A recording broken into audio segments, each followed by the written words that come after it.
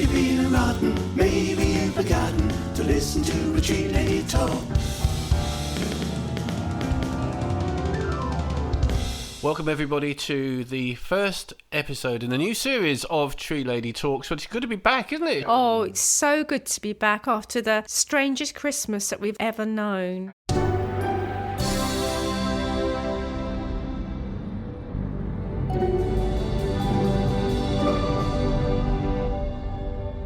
Happy New Year.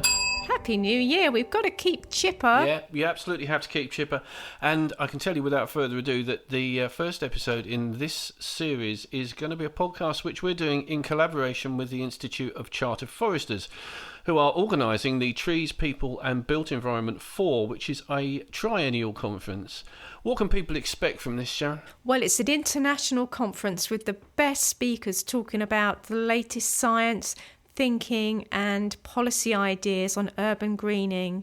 It's got a really great lineup. It's got a keynote speaker in Yvonne Lynch, who is talking today. What's she going to tell us about? Yvonne is an urban greening and climate resilience expert and advises governments internationally on urban greening. Yvonne is currently working on the Green Riyadh project, which is aiming to create 3,300 new parks and gardens and to plant 7.5 million trees by 2030. Wow. Now, Riyadh's in Saudi Arabia. Correct me if I'm wrong, that's a desert, isn't it? It's a bit dry. I love speaking to her and finding about how they were using recycled water. So let's get 2021 started and welcome Yvonne Lynch. Hello, this is Tree Lady Talks, and I'm Sharon Durdant-Hollenby. All music and production is by Noel Durdant-Hollenby, and all views expressed by me or the interviewees are entirely personal. Welcome to Yvonne Lynch. Yvonne, thank you so much for joining us. You're one of the keynote speakers on Trees, People and the Built Environment 4. Thank you, Sharon. I'm delighted to join you and have a chat with you today. I am an urban climate change adaptation expert and policymaker. And I suppose that's a fancy way of saying I like to plant trees in cities because I think it's good for people.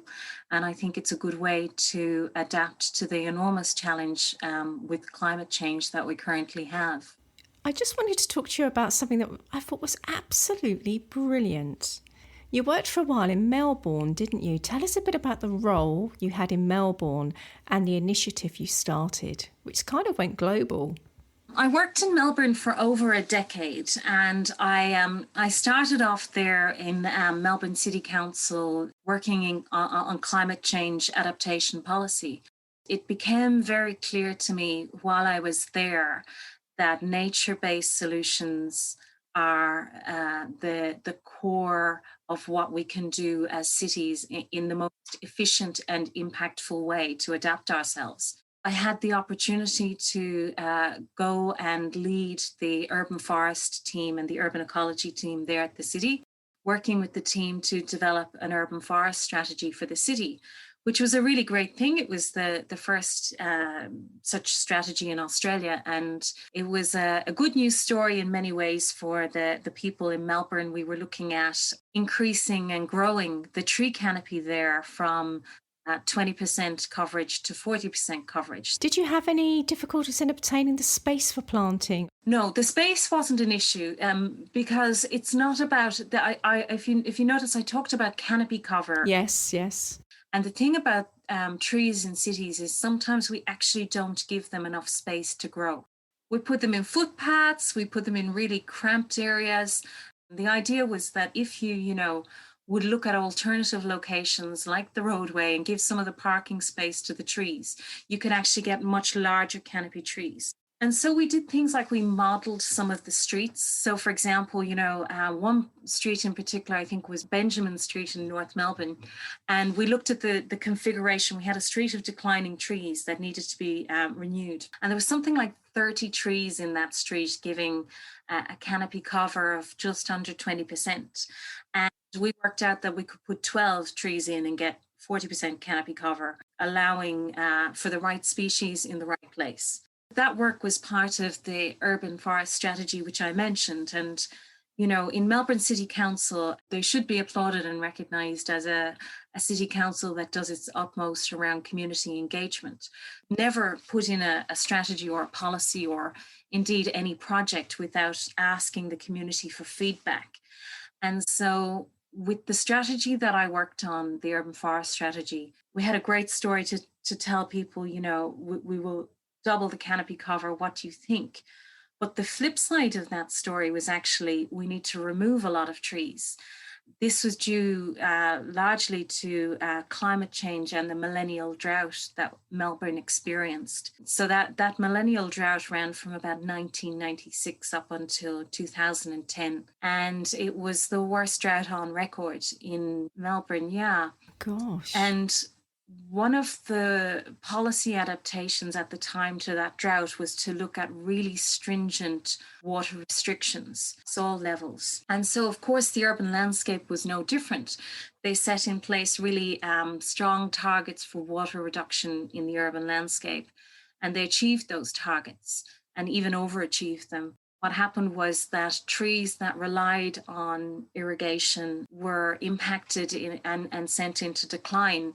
And I guess a thing to know about Melbourne's urban forest is that it's very much a 50-50 combination of native trees to Australia, not just to Melbourne, but native to Australia, and exotic trees, mainly from the Northern Hemisphere. And so you can imagine a lot of those Northern Hemisphere trees, and even some of the indigenous trees there, were sent into decline. While I was there, I commissioned research that looked at the climate and used dendrochronology to assess climate and irrigation impacts on trees. And that study found that actually, within just a couple of decades, Melbourne had already warmed by 2 degrees. The thing is, we talk about climate change, and the potential scenarios for the future. And I think sometimes we're failing to acknowledge that the climate has changed already. The study was so novel at the time, actually, that we found it as a challenge to get it published. People wanted to know, scientists wanted to know why we were doing dendrochronology on urban trees, and that wasn't generally done at the time anyway. Really? You'd think it would be so obvious because urban trees impact people's lives so much and our ecosystem services that they provide. Absolutely. So it was novel then, but that's really recent. And it seems astonishing to me that would be a barrier to getting it published. But obviously you did.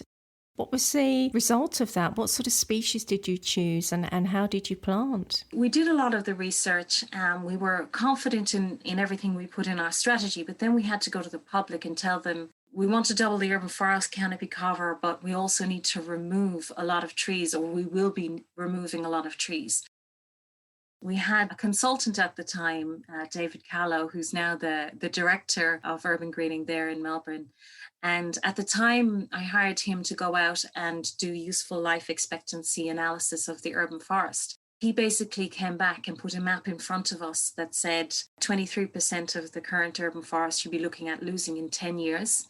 And in total, 39% of the urban forest in 20 years. You can imagine for any council to tell their community they're going to remove one tree, thousands, is really controversial. Oh, it certainly is. We've had similar things in the UK, but for completely different reasons. But yours is based on science and life expectancy. So how did that go down with people? A lot of people were upset that they were going to be losing their trees, and they wanted to understand why. They needed to understand the climate science of why some trees were being pushed out of their normal thresholds and why drought had impacted. Others were suspicious. A lot of people responded, they were upset that they were going to be losing their trees, and they wanted to understand why. They needed to understand the climate science of why some trees were being pushed out of their normal thresholds and why drought had impacted. Others were suspicious, and they thought maybe this is a strategy just to remove the native trees, because there was a lot of people that felt because the urban forest being composed of 50-50 native and exotic, the people who liked exotic trees thought we just wanted to plant native trees. remove the exotics.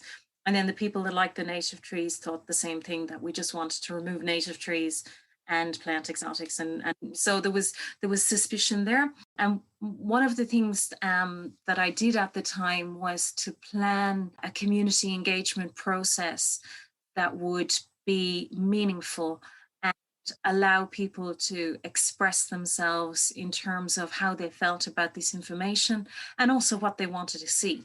So we did have the strategy drafted, but we didn't have it drafted in such a way that we weren't going to change it. So when we went out to people, we showed them the information, we talked about the science, we got experts to come in and also talk about trees and climate change and everything. And we really tried to educate them to the point that then they could make decisions and inform the strategy themselves. And one of the most critical elements of that was it was a long time frame of consultation. And it was really wide reaching, as wide as possible. And to each community session, we would always bring the useful life expectancy map of the trees. In the centre city of Melbourne, there's about 70,000 trees, which is what we were looking at managing. And, on an A4 size map, those dots are all merging. Yeah. But we would have a really grand poster at the events where you could see all of the trees. And they had the traffic light system, if you will. So green trees were the orange trees would be lost within up to 20 years. And then the trees in red were going to be lost within 5 years. At every session, people would ask me, please give me a copy of the map. I knew that all people wanted was to go home, sit down and look at their street and their trees. And so I contacted a researcher and scientist who specializes in data visualization called Greg Moore. And I'd seen a map that he'd done online for pedestrian counting. And I thought it was fantastic. And I called him one day and I said, look, do you think that you could turn this map I have of the trees in the city into something that our community could use? And, that they could go in and find out about the useful life expectancy of their tree. He joined my team in working for, I think, about a process of 2 months. We did an iterative design process on what this map of the trees would translate to in an online format. And we came up with what's now called the Melbourne Urban Forest Visual. And I remember at the time saying to Greg, look, people are going to want to contact us about the trees. So they're going to want to click on a tree and say, when will this tree be removed? Or if somebody sees a tree that maybe on their street has a branch hanging off and needs to be maintained or pruned or something, they're going to want to contact us. So do you think that you could make us, this in some way that people can, send emails related to a tree's asset ID number? So a very technical request, really. And he said, yeah, let me see what I can do. And he went off and then created what's now known as Melbourne's tree emails, which went viral. I remember the media department saying to me, remove the information, you can't publish that. And they were telling me that it would be a risk for the reputation of the council. And I had to counter with the fact that the whole purpose of the map was to be transparent and to share information in a really transparent way so that we could build trust with people. So I remember doing something at the time, which is very naughty, but I did what they asked me to do, which was remove some of the information for a period of 2 weeks and then put it back on when they weren't looking. We started to get emails, not just from Melbourne, but all around the world, as it went viral in the newspapers and things. I had a look online. I mean, anybody can have a look online, can't they? It was on the BBC News and ABC. So we'll put those links on our website, actually, because they're love letters to trees. That's right.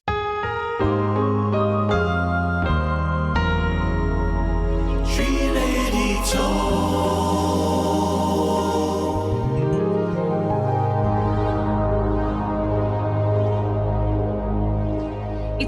It's really interesting when you work as a policymaker, particularly in the field of urban greening. You're often drawing on the research and the information that's there to justify increasing the urban forest or to fund it, And, a lot of the research that's there is saying trees have health benefits and mental health benefits, psychological, social benefits. And that can be really hard to grasp because it's kind of intangible. And what I found with these love letters that came to the trees was, I mean, I knew what the research said, but finally it was actually making sense. It was that aha moment of this is how trees have a psychological benefit for people. And people were literally bearing their souls in these emails that we would get. And it's just immediately engaging. Yeah. I mean, we use the words, don't we, in our industry on, mental health benefits, ecosystem services, I've already said. But actually, when you read what somebody feels about a particular tree and it's helping them with their day, people love stories about people. That project was really, an unintended outcome of a good intention. Intention being to be transparent and to make information available to a community, which communities should have.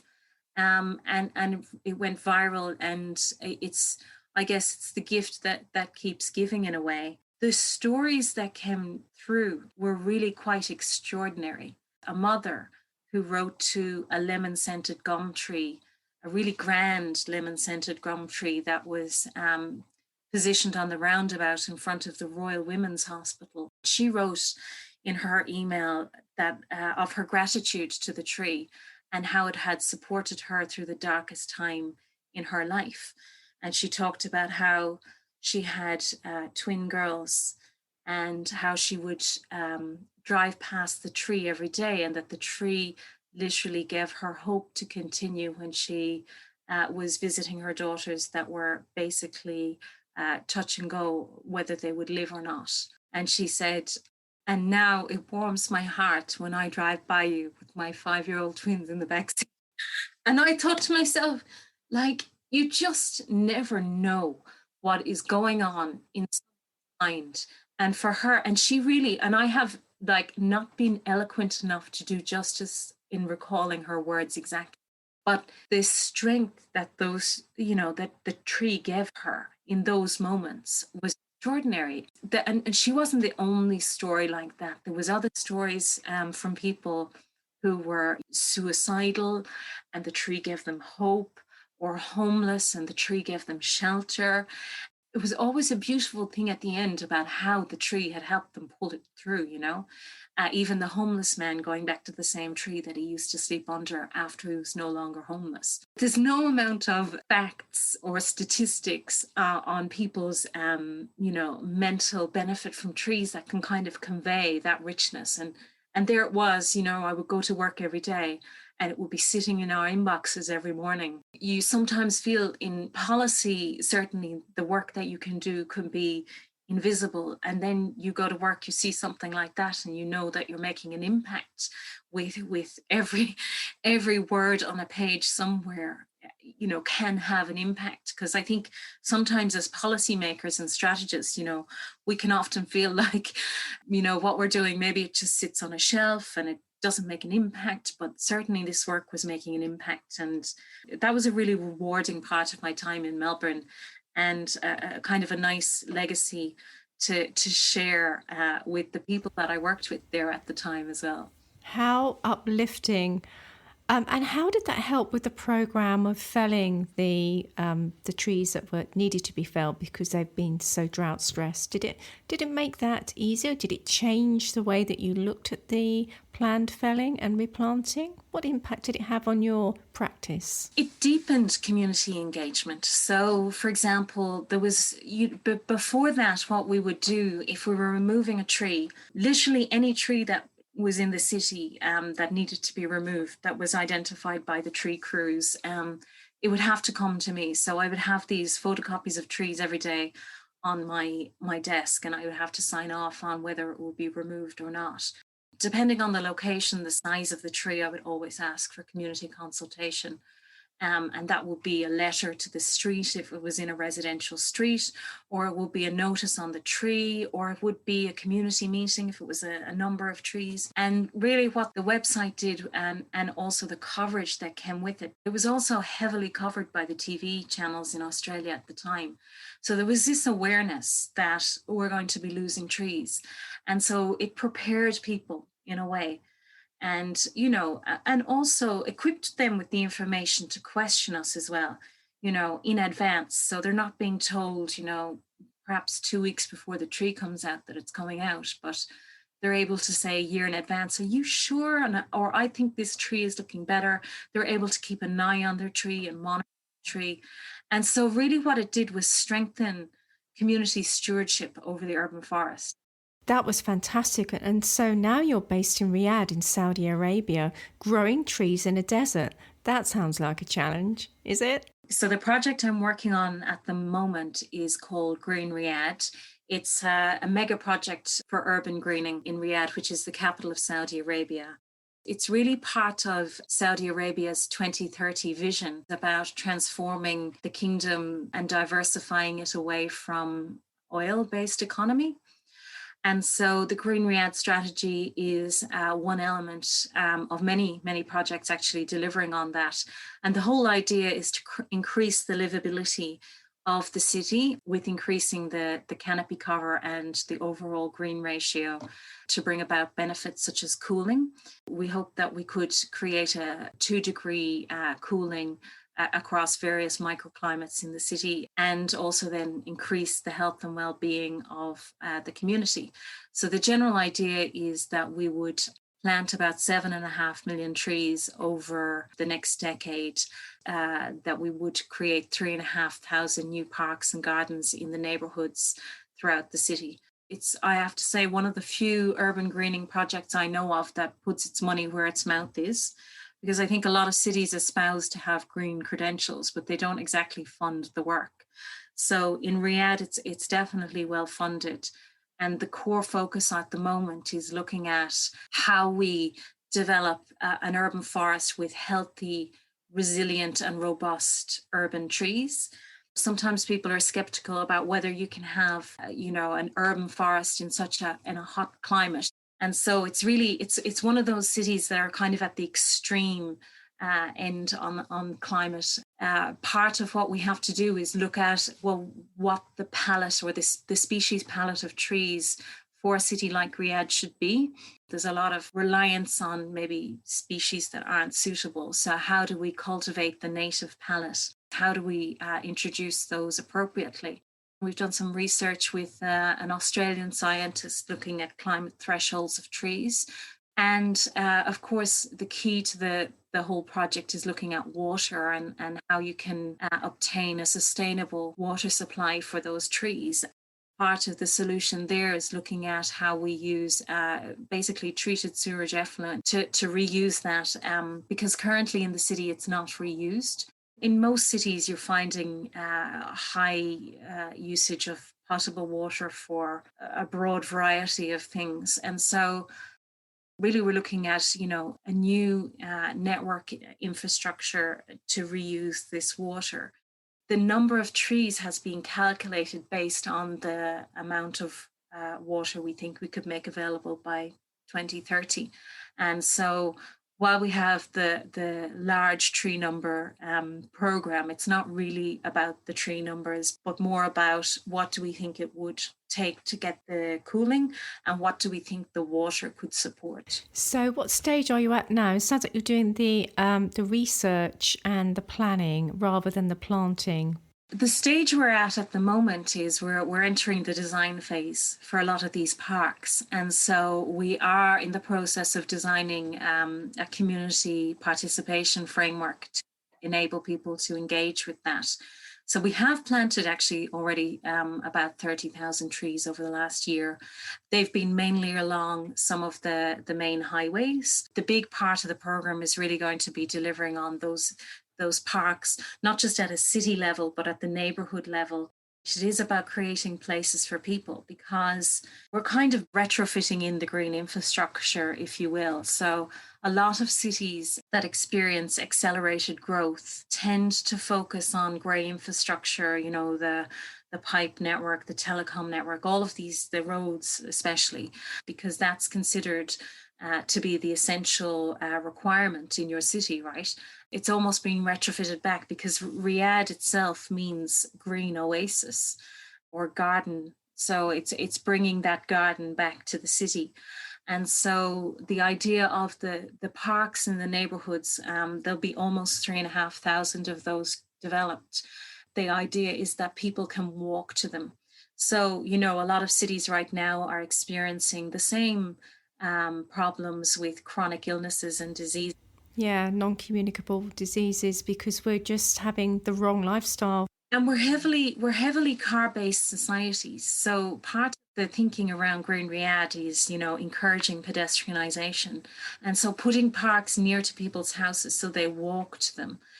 So they're getting movement while they're in the park, but also when they're going to the park, to reduce reliance on car-based transport for sure. And while it's a hot city, there is certainly in the summer months that the temperatures are too extreme to spend much time outdoors in the daytime. Certainly people go out at nighttime and they like to use their parks at nighttime. So it's a different way of thinking about how you design parks. And I think certainly, for those people that haven't been exposed to such a climate, they sometimes write it off and think, well, you wouldn't do a park because it wouldn't be used. Well, actually they are used, and there is a growing demand for them.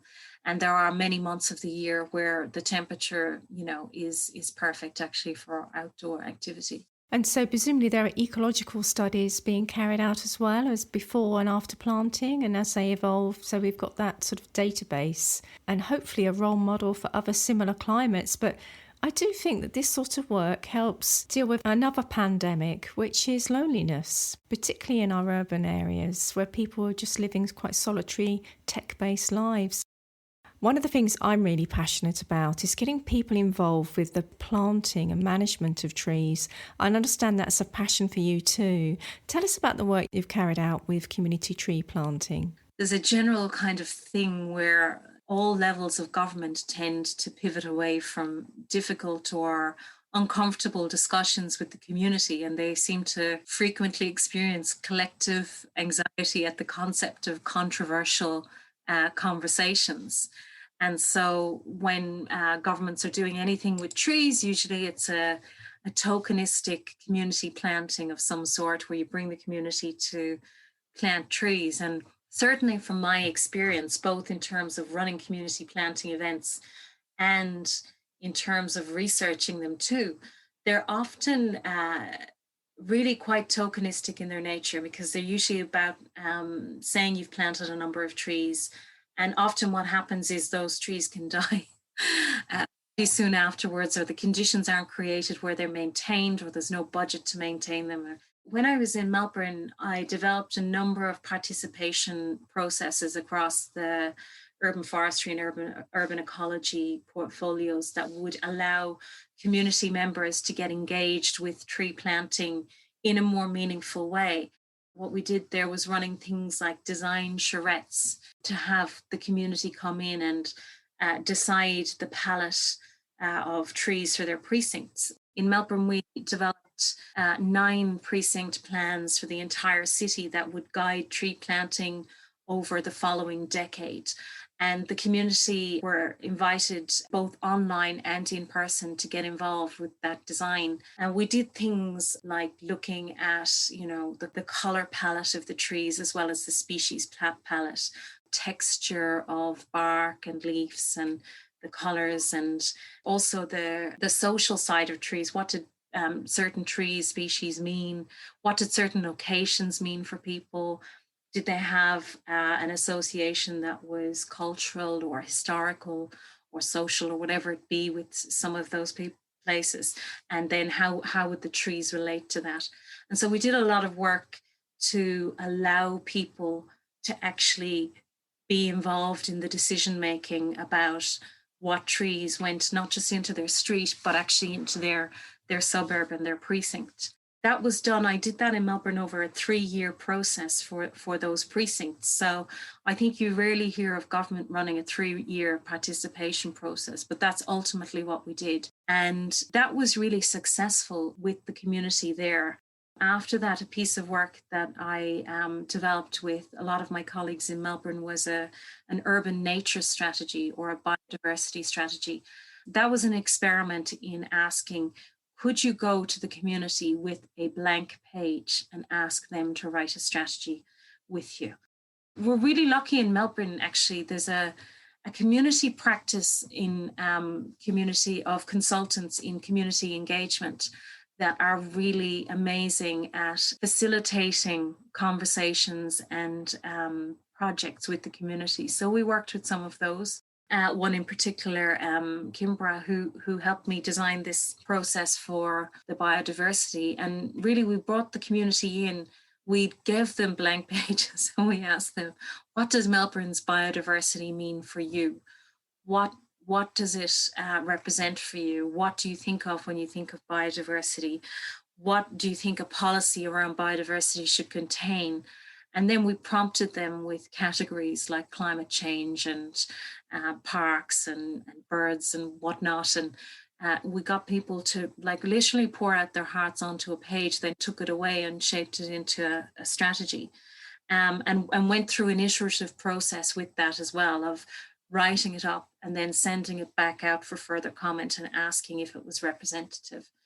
And also reaching out to groups that had not been engaged or involved before, such as the Indigenous community in Melbourne. So often, the Aboriginal perspective was not contained in policies that were designed by the city in any shape or form. And so working in government on any level of strategy or policy, it is always beneficial to understand a local community's perspective on that piece of work. Because ultimately, it doesn't matter what type of expert you are, whether you're a tree expert or whether you're a water expert or whatever you happen to be, the people who live in and love in a place will always know more than you or always know differently to you. So how you kind of go out and design or develop a process that can allow for either the gathering of that information or the understanding of that information and bring it into a process is important. And I think there's a lot of people that specialize in that I recommend for anyone who's working with maybe trees in their city and want to know how they can do something like that.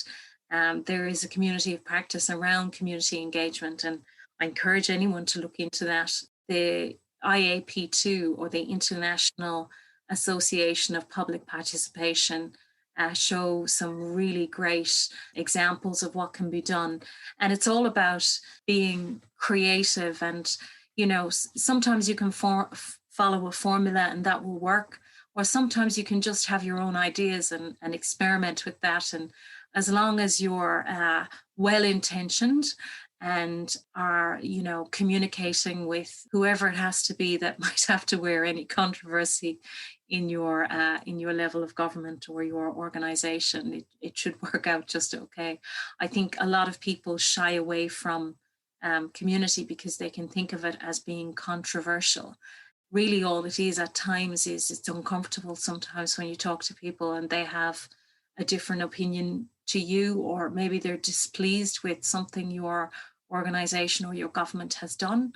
And that's okay. You can just listen and then you can move on to the next chapter together. And that's often what I've seen over a number of years practicing in that way. Community participation and engagement has ultimately more rewards and benefits than it does drawbacks. And finally, why are you involved with trees, people and the built environment for? Because now more than ever, we need to evolve our policies and actions to grow our urban forests. And I think that sharing and exchanging our collective knowledge through conference formats like this is a great way to leapfrog the knowledge curve and to accelerate the positive impact that we could actually make in our cities. Thank you so much. It's so uplifting. I'm just want to rush out and start practicing some of the things I've learned today. Thank you so much, Yvonne. Thank you for listening, and thank you for inviting me to participate.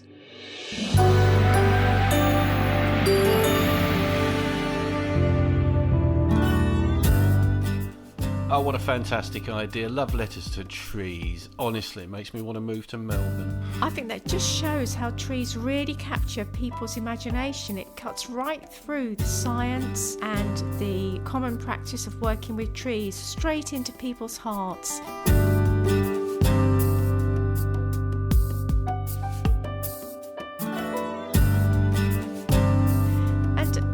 Were coming from all over the world. I absolutely love that idea, and I'd love to see it used here in the UK. I mean, it helps people's mental health as well. So once again, we've carried on with the link that featured so much in the last series. So who's next then? Oh, next we've got Ed McCann, who is a Vice President of the Institution of Civil Engineers. Now, so this is all part of the same conference, isn't it? It is. He's going to be a session chair at Trees, People and the Built Environment 4. And when's the conference happening? On the 3rd and 4th of February. And there's loads of pre-event webinars, some of which have already happened, that you can look at once you pay your ticket. Okay, so I want to book a ticket for the conference. How do I do it? Go to charterforesters.org and search for events. And once you've booked your ticket, it's not just a 2-a-day event. There's fireside chats in the evening. There are pre-event webinars. It's just a really dynamic platform where people are already exchanging ideas, including what's your big idea? Let's change the face of urban areas forever. And does this count for CPD? Oh, yeah. Fantastic. That's even better. Look at this. It's brilliant. You don't even have to leave your seat. You can do all this stuff. Well, listen, next time we're going to be speaking to Ed McCann. Yes, he is a Vice President of the Institution of Civil Engineers. Fantastic. Look forward to it. We'll see you next time. Don't forget to subscribe to Tree Lady Talks. And we will talk to you next week. Say goodbye, Sharon. Bye. Do you want to ring the bell? Thank you.